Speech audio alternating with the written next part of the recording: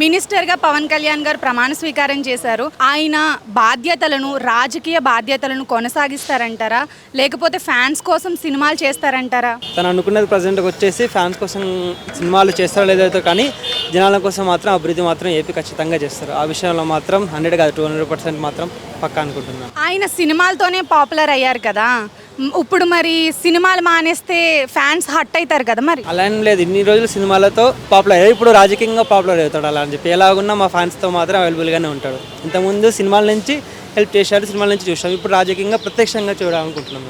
ప్రీవియస్గా చూస్తే ఎన్టీఆర్ గారు ఎలా రాజకీయంలోకి వచ్చి తల ఎలా మార్పు చేశారు, ఇలాగే పవన్ కళ్యాణ్ కూడా ఇప్పుడు సినిమాల నుంచి రాజకీయంలోకి వచ్చి మార్పు చేస్తారని కోరుకుంటున్నాను. పెద్ద ఎన్టీఆర్ గారికి చాలా పాపులారిటీ వచ్చింది, ఫ్యాన్స్ వల్లే వచ్చింది, అలాగే రాజకీయాల్లో కూడా వచ్చారు.